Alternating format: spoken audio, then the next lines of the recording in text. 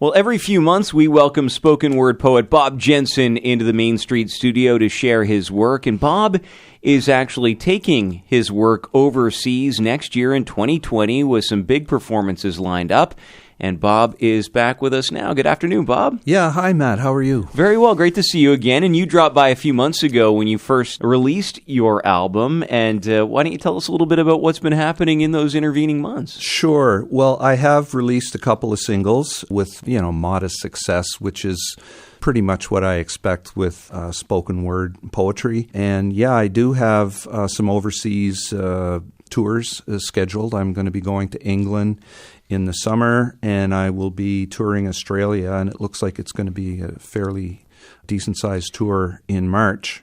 I can now announce that I'm playing at Port Fairy, which is quite a big deal because it's the biggest festival in Australia, and it's a real plum.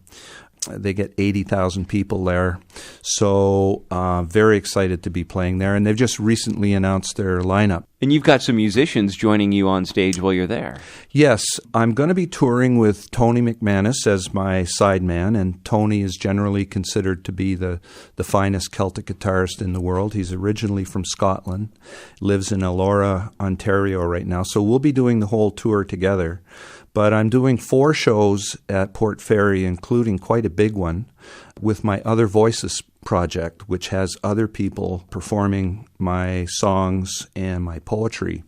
And so far, we've confirmed Tony, of course, and Shane Howard, who is quite a legend in Australia, and some guys that you might know, the East Pointers. Oh, great. Yeah, they're going to We're always in Australia, Yeah, it seems. Exactly, yeah.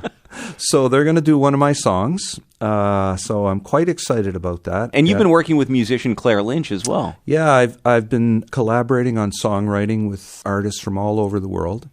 And most recently, I sent one of my, what I call the Jesus poems.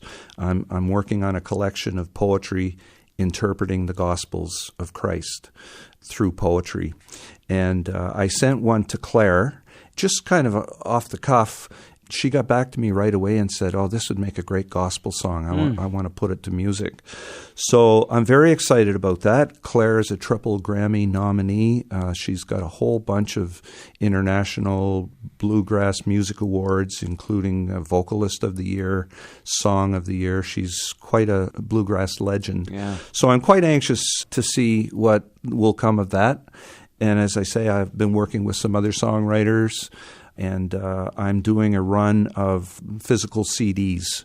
Up to now, the Prayer to Morning has just been available digitally. Yeah, so that's kind of what I've been up to over the past few months. Yeah. I wonder, though, Bob, and we've talked with you about your day job, which is working in the music as a promoter and booker and all of that.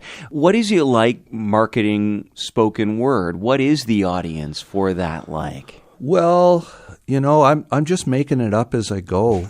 And I arrived at the conclusion some time ago that I wasn't going to put all my energy into sending poems out to poetry journals. I mean, it's almost impossible to get in those things. It takes a lot of work. I thought I'm just going to cut to the chase and try to take it to people. And so because what I do features music, features sound effects, etc., I've been using radio as a vehicle. I released a Christmas poem with Tony McManus last year, and we got airplay all over the world. But what is this like for you to be working on your own project and then marketing that work? It's fun. I know the work's going to get done, and I've got it set up so that I've got a really good database, and you're an easy artist to deal with. Yeah, yeah. Oh yeah, no pressure at all. Low maintenance. All right, we're talking with Bob Jensen, Bob's Word Is column here on Main Street. And Bob, we wanted to share another piece from your recording, Prayer to Morning. Yep. And this is called a Heavy Millstone, based on experiences within your own family, your own community. Yep. Why don't you tell us the story behind this, Bob? Sure. I grew up in northern New Brunswick in a little town called Dalhousie, and didn't know it at the time, but when I was a kid growing up in the late 60s and into the 70s, there was rampant sexual abuse by clergy. And I came to find out many years later that a lot of my friends, dozens of my own personal friends, were molested by clergy, and my own brother was by a priest who was jailed twice and who died while waiting for his fourth molestation trial. And through my brother, I became interested in what had happened because it was so hushed up. And as I started to talk to some of the victims, it struck me that they were not able to speak for themselves. The first time my own brother told me the details of what happened to him, he crumbled to the floor and he started crying. And it struck me in that moment that he was still there, that the priest was coming and he was still a little boy, and that really affected me. And then I spoke to another friend about something that happened to him in grade 3, a vicious beating that we all saw that happened in the classroom. And I said, "Do you remember what happened in grade 3? And he said, "It's a funny thing. I remember grade 1, grade 2, grade 4, 5, 6. He said, "I can't remember anything from grade 3. So I said, "Well, you don't remember when you got that awful beating?" And I started to, talk about it. And he just fell apart. He said, "Oh my God," he had blocked it from his memory. And again, he just kind of fell apart. And so there were so many people who were so hurt by this, and a lot of them were close to me. For me, writing has always been about trying to say things that are important to me.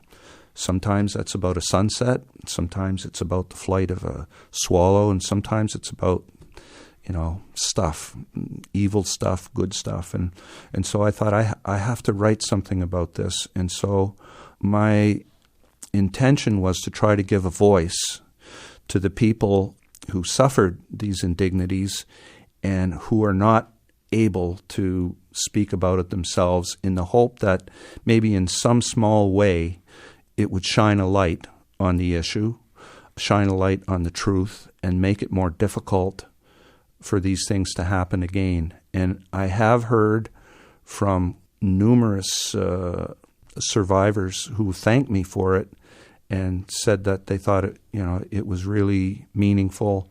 And it was also featured on a couple of websites for survivors of assault by clergy. I think it's in Matthew. There's Christ says that for anyone who would cause some of these young ones to lose their faith, it would be better that they have a millstone tied around their neck and throw themselves into the sea. So that's where the title Heavy Millstone comes from. We're going to hear it now. Bob Jensen, really appreciate you joining me. Thank you. Thank you very much.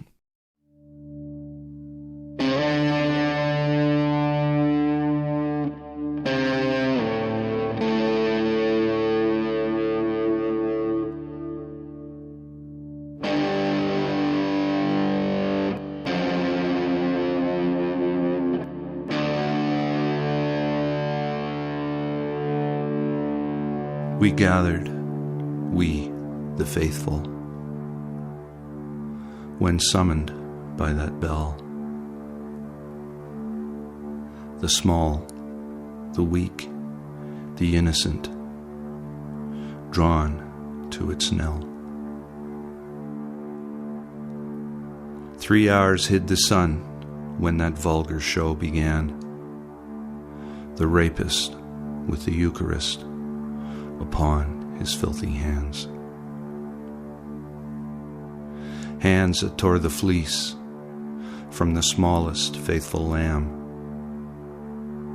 and hands that left the soul defiled and primed it to be damned.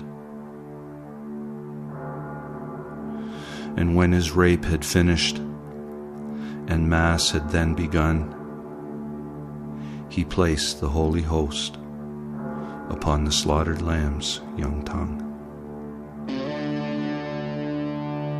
100 faithful in their pews knew well the Father's sin, yet offered up those trusting doves, their precious, helpless kin.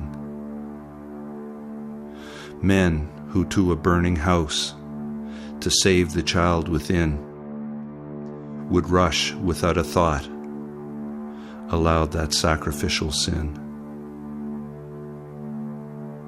And women, selfless shepherds, who were turned back from the inn, sat silent and obedient while the faithful flock was thinned.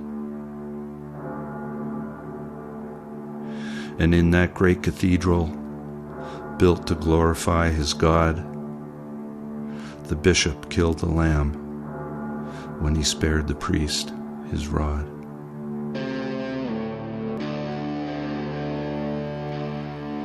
And for every priest and layman who hid the vulgar truth, may there be a heavy millstone to justify lost youth.